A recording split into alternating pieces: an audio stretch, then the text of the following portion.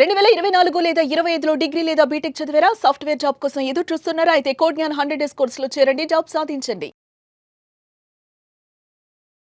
నమస్కారం డాక్టర్ ప్రదీప్ జోషి గారు. శ్రీమాత్రే నమః. వేదిక్ నాలెడ్జ్ అంటే జనరల్గా చెప్తూ ఉంటుంది కదా, సరే పలానా ప్లేస్ ఈ విధంగా ఉంటే అక్కడ నెగిటివ్ ఉందని చెప్పేసి అంటారు.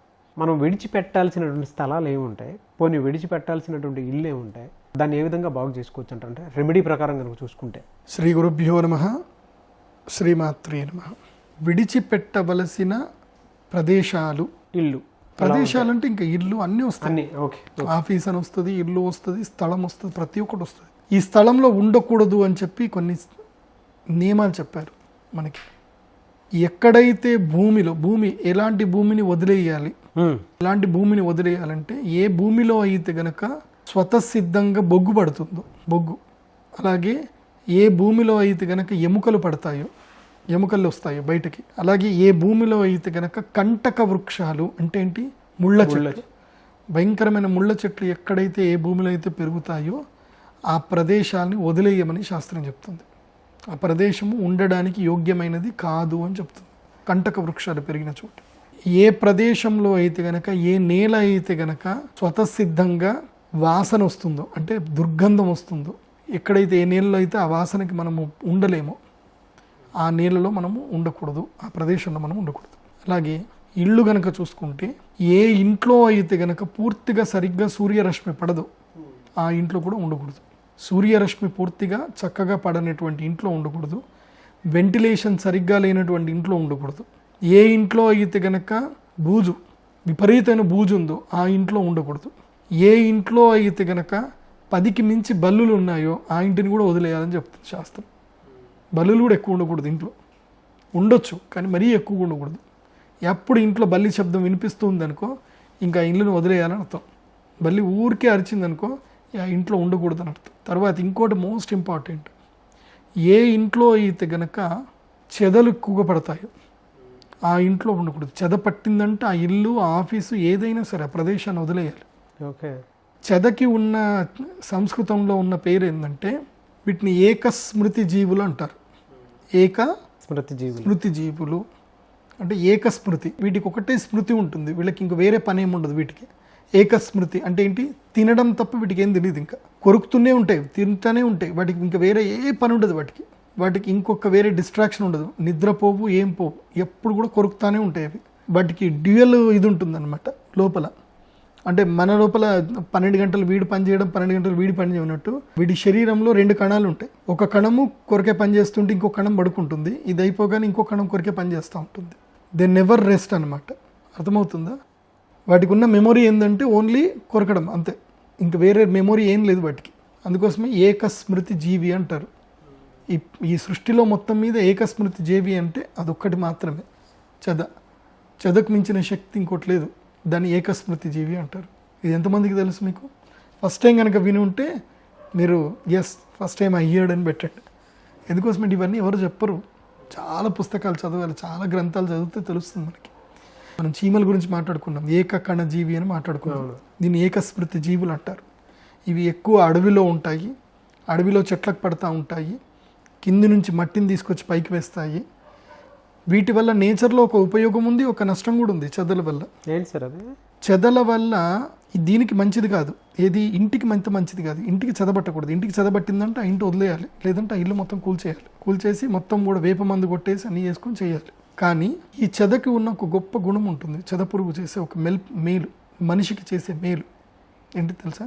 ఈ చెద పురుగు భూమి లోపల నుంచి దాదాపు ఒక 15 ఫీట్ల నుంచి భూమి లోపల నుంచి సారవంతమైనటువంటి ఔషధీ గుణమైన మట్టిని బయటకు తీసుకొస్తుంది. దానికి ఆ గుణం ఉంది. ఎప్పుడైనా చెట్టుకి చెదలు పట్టినప్పుడు నువ్వు చూడు, మట్టి మొత్తం కూడా పైన కప్పుకుంటుంది. అది దానికి ఎండబడదు.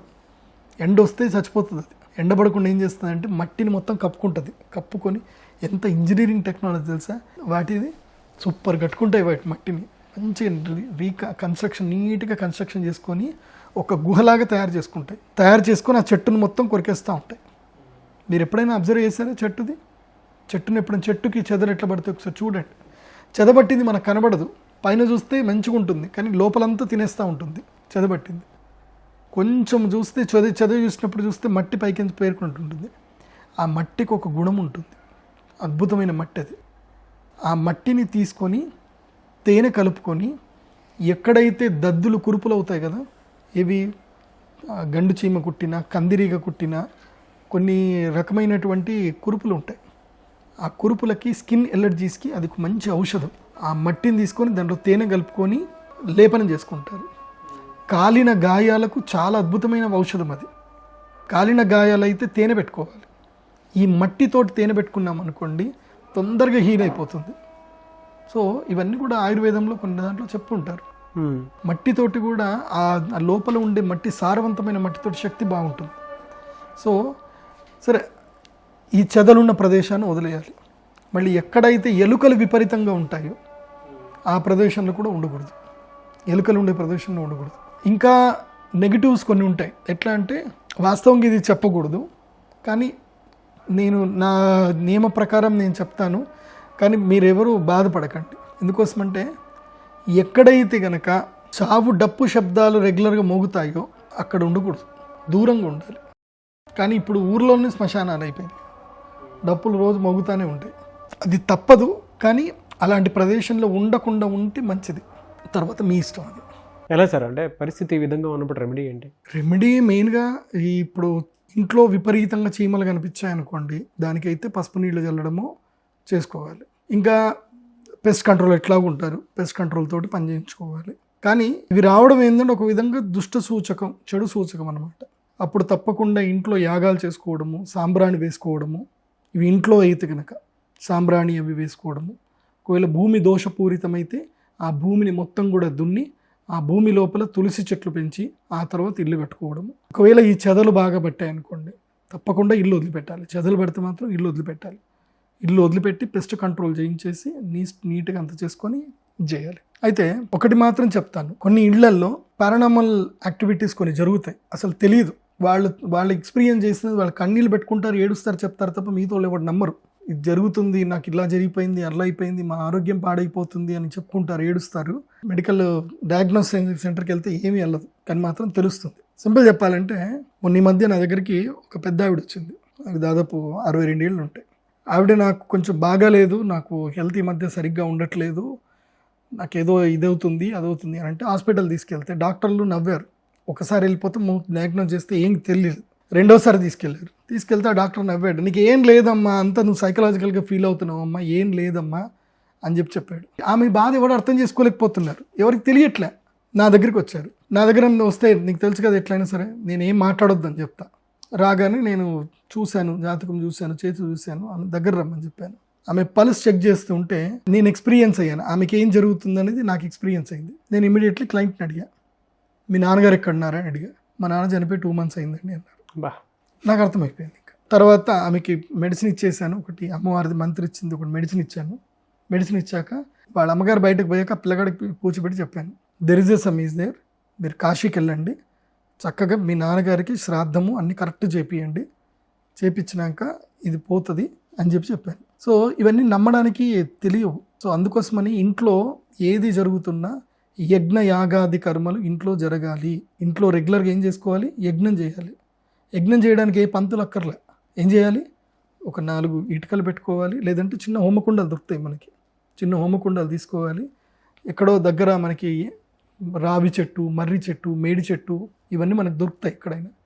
ఆ చెట్టు కింద పడ్డ పుల్లలు ఉంటాయి, ఆ పుల్లలు ఒక మంచి బస్తాలో ఏర్కొచ్చుకోవాలి. ఏర్కొచ్చుకొని ఇన్ని పుల్లలు, ఇంత నెయ్యి, ఒక చిన్న గిన్నె నెయ్యి తీసుకోవాలి, దాంట్లో ముంచాలి, ఒక చిన్న కర్పూరం వెలిగించాలి, నెయ్యిలో ఆ కట్టెపుల్ల ముంచి స్వాహ అని వేయండి, అయిపోతుంది.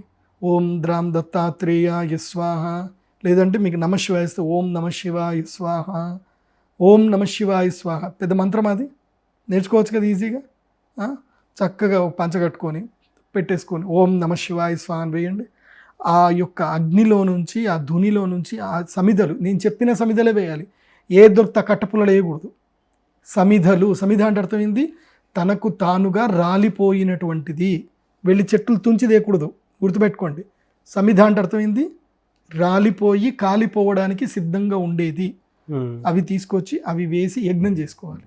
చిన్న యజ్ఞం 10 నిమిషాల్లో అయిపోతుంది. ఎంత చిన్న హోమకుండం పెట్టుకోండి, ఇన్ని పుల్లలు తెచ్చుకోండి, ఓం నమ శివాయ స్వాహ అని వేయండి. ఆ అగ్ని తేజస్సుకి మీ ఆరా ప్యూర్ అవుతుంది.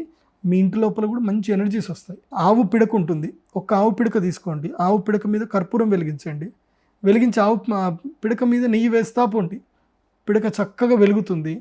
ఆ వాసనతోటి ఇల్లంతా మంచి ఎరిగిపోతుంది, ఏ అరిష్టాలన్నీ పోతాయి. ఇది మనకి యాన్సిస్టర్స్ మన పూర్వీకులు చెప్పిన మంచి రెమెడీస్. ఇంకోటి భయంకరమైనది ఉంటుంది, దీన్ని అష్టదిగ్బంధనం అంటారు. అది మీకు చెప్తాను. నల్ల ఉప్పుతో చేసేది ఒక క్రియ ఉంటుంది, అది చేసుకుంటేనే ఇంటికి క్షేమంగా ఉంటుంది. ఎందుకోసం అంటే ఎంతోమంది ఎన్నో బాధలతో నా దగ్గరికి వస్తారు, నేను ఇట్లాంటి కేసులు నేను హ్యాండిల్ చేయనని చెప్పేస్తాను వాళ్ళకి. అందుకోసం మీకు రెమెడీస్ ఇక్కడనే చెప్తాను, ఈ రెమెడీస్ మీరు చక్కగా ఫాలో చేసుకోండి. ఎవరి దగ్గరికి వెళ్ళకండి, నా దగ్గరికి కూడా రావద్దు ప్రాబ్లమ్స్ ఉన్నాయని చెప్పి. Thank you sir, thank you so much doctor Pradeep Joshi గారు. శ్రీమాత్రే.